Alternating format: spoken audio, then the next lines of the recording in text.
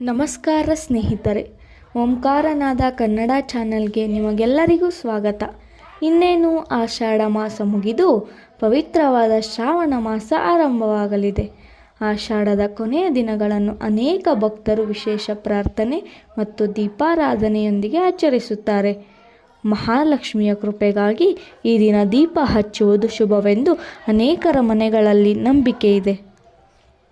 ಹಾಗಾದರೆ ಆಷಾಢದ ಕೊನೆಯ ದಿನ ದೀಪವನ್ನು ಹೇಗೆ ಹಚ್ಚಬೇಕು, ಯಾವ ಸಮಯದಲ್ಲಿ ಹಚ್ಚಬೇಕು, ಯಾವ ಎಣ್ಣೆ ಬಳಸಬೇಕು, ಬನ್ನಿ ತಿಳಿದುಕೊಳ್ಳೋಣ.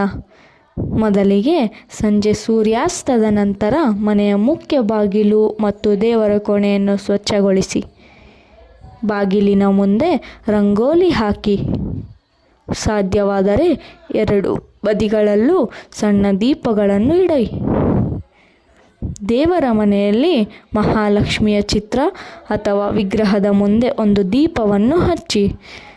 ಸಂಪ್ರದಾಯದ ಪ್ರಕಾರ ತುಪ್ಪದ ದೀಪ ಅಥವಾ ಎಳ್ಳೆಣ್ಣೆಯ ದೀಪವನ್ನು ಅನೇಕರು ಹಚ್ಚುತ್ತಾರೆ. ನಿಮ್ಮ ಕುಟುಂಬದಲ್ಲಿ ಇರುವ ಪೂಜಾ ಸಂಪ್ರದಾಯವನ್ನು ಅನುಸರಿಸುವುದು ಉತ್ತಮ.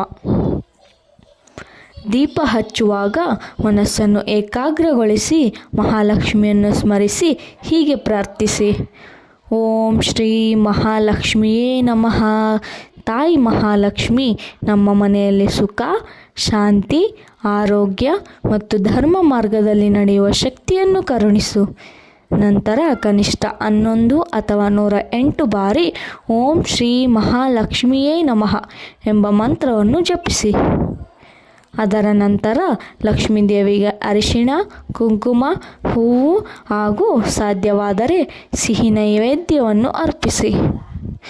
ಕುಟುಂಬದ ಎಲ್ಲರೂ ಸೇರಿ ಆರತಿ ಮಾಡಿ ದೇವಿಯ ಆಶೀರ್ವಾದವನ್ನು ಬೇಡಿಕೊಳ್ಳಿ.